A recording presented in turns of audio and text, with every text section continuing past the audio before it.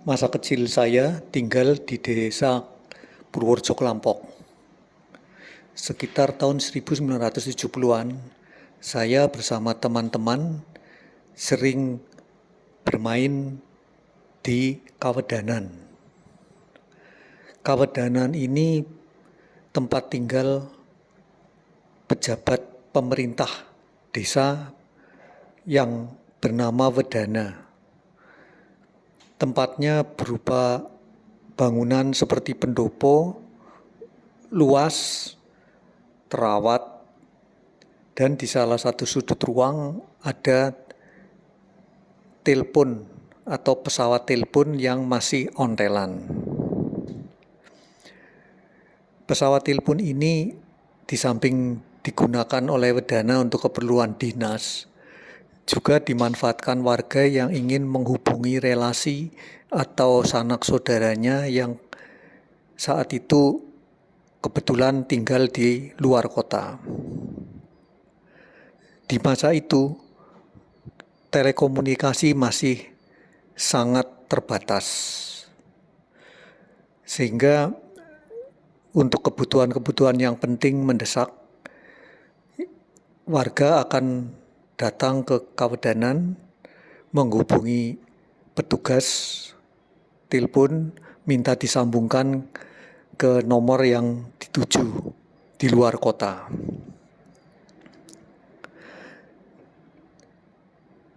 Tahun 1980-an, kota-kota kabupaten ada yang sudah mendapat jaringan telepon.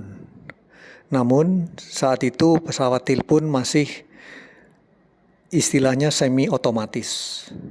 Jadi pelanggan yang ingin menghubungi nomor tertentu, nomor yang diinginkan, dia akan menelpon dulu ke kantor telepon, menghubungi petugas, dan minta dihubungkan ke nomor telepon yang dikehendaki. Di era itu, jaringan telepon mulai diperluas. Awalnya kantor-kantor yang berlangganan telepon, biasanya kantor-kantor pemerintah, ataupun kantor-kantor penting seperti rumah sakit, termasuk rumah sakit swasta.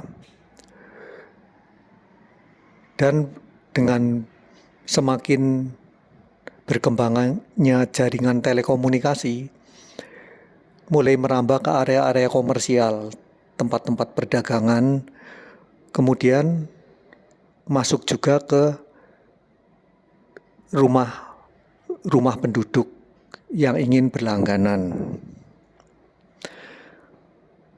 Masih di masa itu, di era bawah 90-an, jaringan telepon juga mulai merambah sampai ke kota-kota, kecamatan, hingga ke desa. Pemerintah waktu itu memandang komunikasi sebagai hal yang penting, yang harus dilakukan pemerataan. Namun penambahan jaringan membutuhkan biaya yang tidak kecil. Akhirnya pemerintah waktu itu mensiasati dengan mendirikan atau mendorong warga mendirikan, istilahnya disebut waktu itu wartel, warung telekomunikasi. Melalui warung telekomunikasi, warga bisa datang minta dihubungkan ke nomor yang dikehendaki dan akan berkomunikasi melalui bilik-bilik di mana pesawat telepon sudah tersedia dan disambungkan oleh operator wartel. Pemerataan telekomunikasi tidak terbatas wartel, tapi juga pemerintah menyediakan stasiun-stasiun telepon umum di tempat-tempat umum bentuknya dengan koin, uang logam. Sementara itu pesawat telepon kabel juga sudah semakin maju, di mana pesawat telepon udah dilengkapi dengan nomor-nomor baik untuk diputar maupun ditekan untuk menghubungi nomor-nomor yang diinginkan. Desa Purworejo Klampok, desa masa kecil saya, seingat saya baru tahun 1996 dilayani oleh jaringan telepon.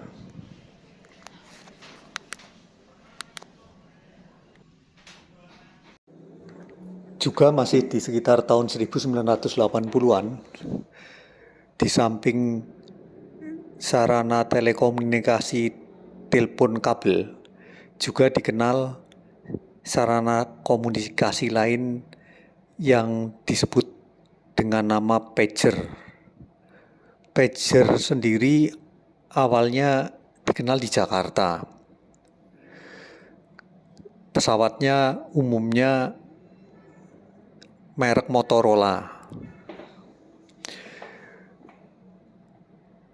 Di tahun-tahun itu pager berkembang ke beberapa ibu kota provinsi, Semarang salah satunya. Pesawat pager bentuknya kecil, berbentuk segi empat, ada pengait untuk dipasang di ikat pinggang. Pesawat pager biasanya digunakan oleh orang-orang yang bertugas di lapangan, sifatnya mobile, namun komunikasinya satu arah. Biasanya pengirim pesan akan memunculkan pesan di pesawat pager, karena di pesawat pager ada semacam layar digital. Pesannya biasanya bisa berbunyi sebagai berikut: harap hubungi nomor ... segera urgent, atau menyebut nama, segera pulang kantor, ditunggu. Bila untuk menghubungi nomor telepon tertentu, biasanya penerima pesan akan segera ke wartel atau ke telepon umum untuk menghubungi nomor yang diminta. Begitu kira-kira penggunaan pager di era-era 80-90-an.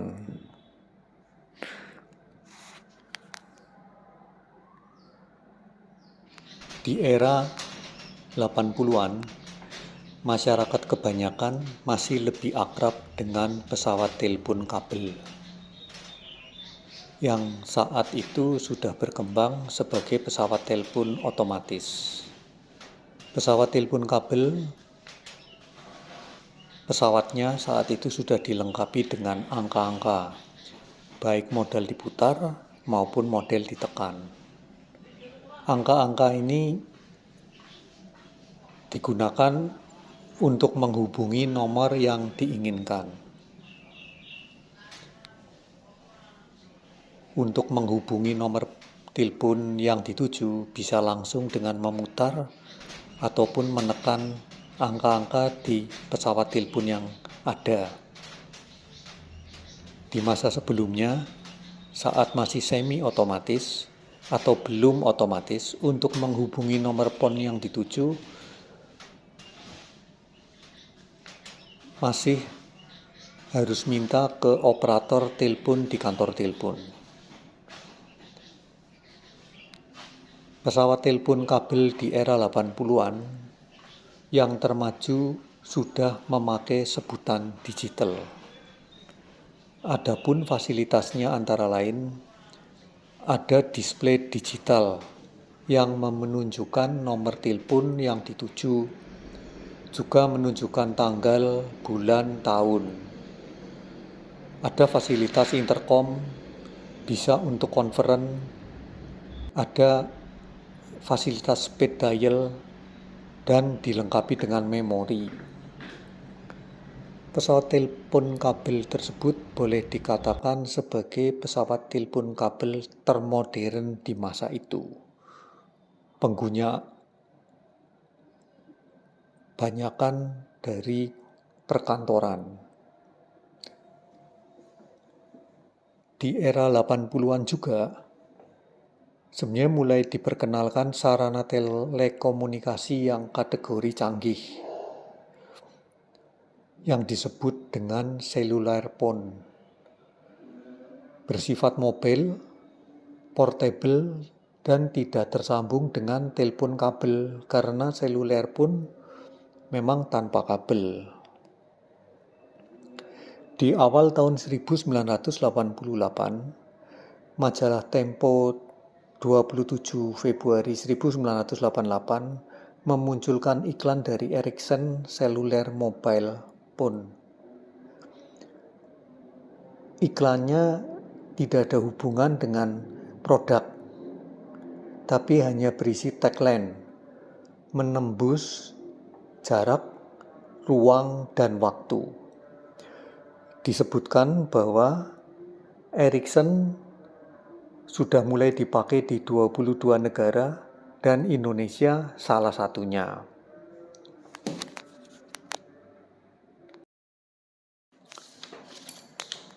Di penghujung tahun 1988, di majalah Tempo 24 Desember 1988, iklan Ericsson kembali muncul dengan tagline Komitmen Ericsson. Diperkirakan iklan-iklan Ericsson di tahun 1988 ini menjadi awal Ericsson mulai serius menggarap pasar seluler pun di Indonesia. Di awal kehadiran seluler pun, pemakainya masih terbatas dan eksklusif. Umumnya di kalangan profesional top, elit, VIP, ataupun VVIP.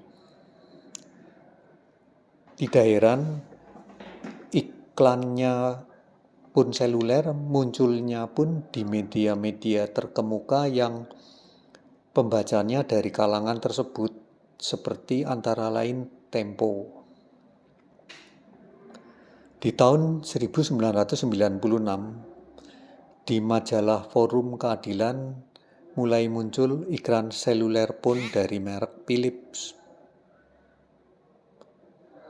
Gonjang-ganjing situasi ekonomi nasional jelang Krismon 97, krisis moneter tahun 98 hingga pasca krisis moneter tahun 99 hingga 2000 dibaca oleh pengusaha seluler pun sebagai peluang. Dan di tahun-tahun antara 97 hingga 2000, majalah-majalah seperti Tempo, Infobank, Gatra, Gama, Tabloid Kontan dibanjiri iklan-iklan produk seluler pun. Tidak terbatas Ericsson, Philips, Motorola, juga merek Siemens. Dan yang sangat agresif adalah merek Nokia. Nokia menyerbu pasar Indonesia dengan berbagai seri dan model. Fasilitasnya pun semakin beragam untuk merebut konsumen. Fasilitas Nokia dari yang biasa untuk telepon, SMS, tapi juga bisa untuk nge-game hingga internet. Hadirnya seluler pun ini awal telepon kabel akan mendapat pesaing kuat di kemudian hari.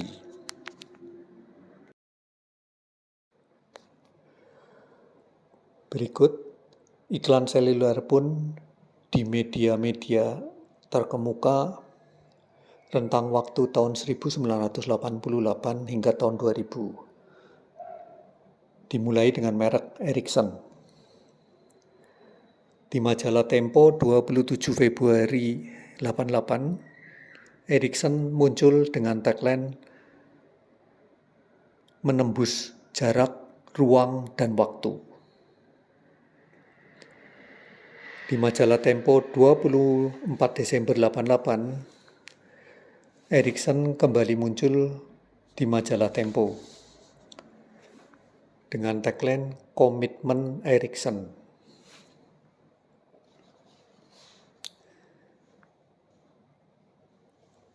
Kemudian di majalah Gatra 22 November 97, Ericsson muncul dengan produk GF768.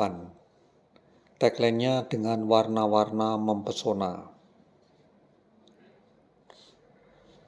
Di majalah Gama 7 Maret 99, Ericsson muncul dengan tagline tak kenal maka tak sayang.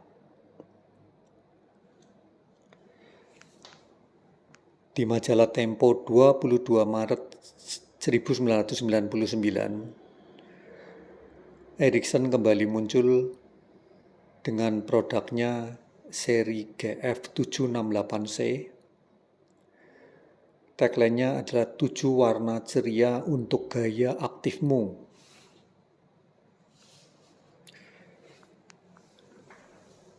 Di tabloid Kontan 21 September 98, Ericsson muncul untuk produk seri SH888. Tagline-nya kecanggihannya tak terlihat dengan mata biasa. Produk Ericsson SH888 mengakses internet di mana saja.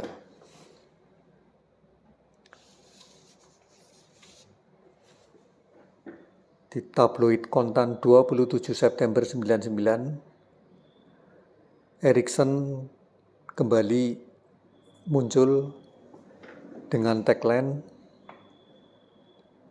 canggih hingga detail terkecil. Iklan ini untuk produk Ericsson seri T28S.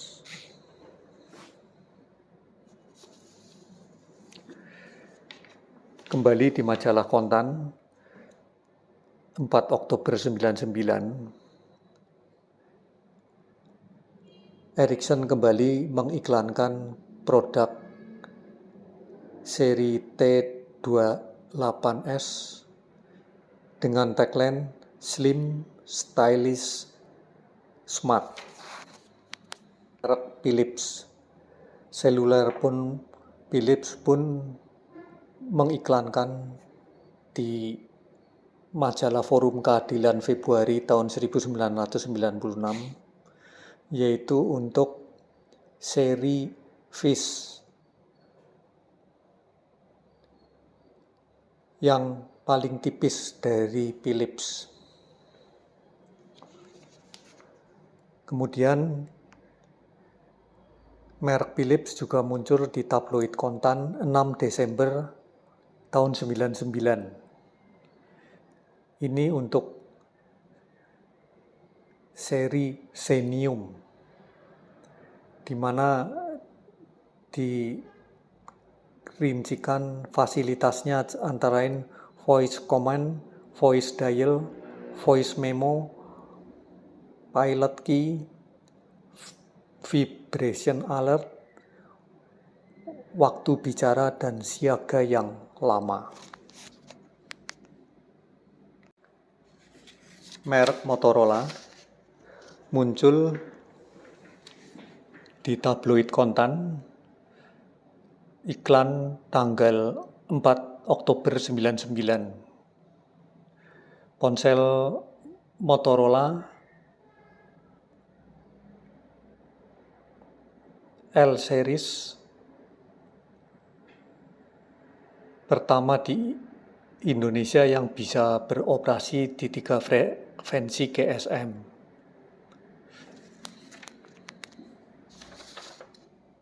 Untuk telepon seluler merek Siemens dijumpai di Majalah Gatra Januari 98 dengan tagline bicara lebih lama. Iklan untuk Siemens seri S10 dengan 10 jam waktu bicara. Merek Nokia. Iklan Nokia muncul di Infobank Juni 97, seri Nokia 8110. Tagline-nya, ketika penampilan menawan dan kecerdasan berpadu.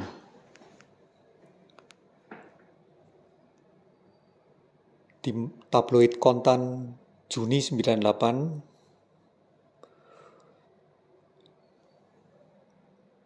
Nokia seri 6110 muncul dengan tagline informasi tepat waktu, setiap waktu di tangan Anda. Di tabloid Kontan Agustus 98, Nokia muncul dengan tagline masih ada sifat kekanakan dalam diri kita. Iklan ini sepertinya menyampaikan pesan bahwa produk Nokia ada fasilitas untuk nge-game.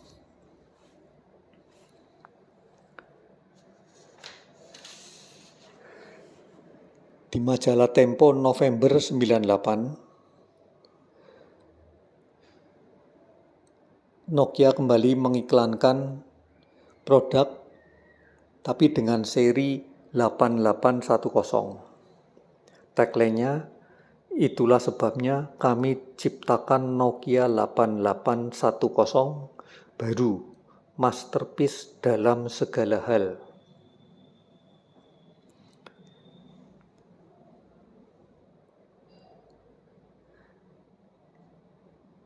Di tabloid Kontan, iklan Nokia muncul beruntun, yaitu di 21 Agustus 99, Nokia seri 3210, iklannya muncul dengan tagline begitu kecil, begitu cerdas. Tampak depan dan belakang harus beda. Disusul di tabloid Kontan September 99, kembali seri Nokia 3210 memunculkan iklan dengan tagline lebih cerdas dari yang Anda bayangkan. Masih di tabloid Kontan September 99, seri 3210 kembali diiklankan oleh Nokia. Tagline-nya masih sama, Nokia 3210 begitu kecil, begitu cerdas.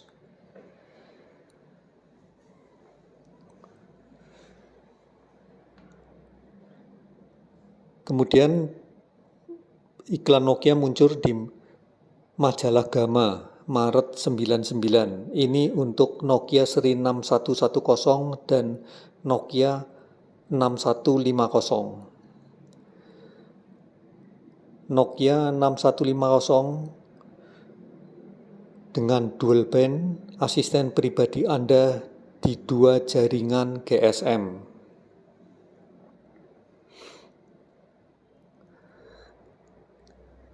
Kemudian iklan Nokia muncul di majalah Tempo September tahun 1999, yaitu untuk Nokia seri 9110. Tagline-nya, ini dia bayi kami.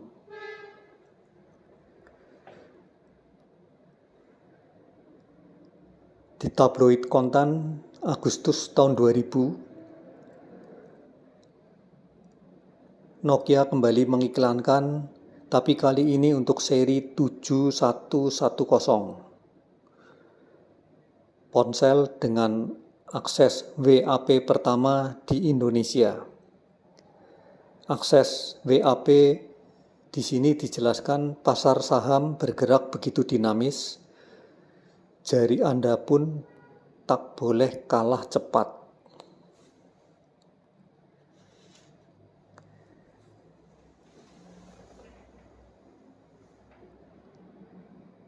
Januari tahun 2000, di majalah Matra, iklan produk Nokia muncul secara beruntun, yaitu untuk Nokia 5110 dengan tagline untuk ekspresi diri total. Nokia 6150 kecanggihan ponsel dual band. Nokia 8810 panduan antara seni, desain, dan teknologi. Nokia 9110 komunikator mobile office mutakhir. Nokia 3210 perwujudan konsep personalisasi. Nokia 7110 ponsel media untuk akses internet pertama di dunia. Kemudian di majalah Infobank Maret 2000, Nokia mengiklankan seri 8850 dengan tagline kepuasan yang paling pribadi.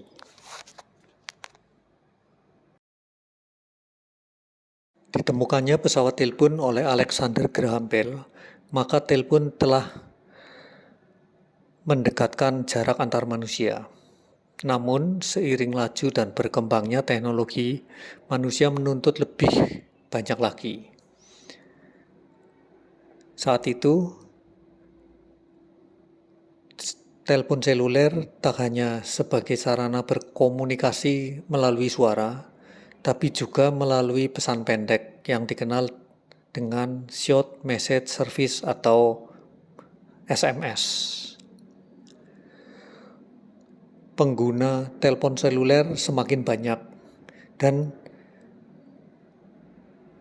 tidak lagi terbatas status sosial tertentu, tapi udah merata. Pertumbuhan pemakai telepon seluler pun bergerak cepat karena kepraktisannya yang bisa mobile dan portable. Perkembangan seluler pun ini akhirnya berdampak terhadap pengguna telepon kabel. Setidaknya pengguna telepon kabel menjadi menurun.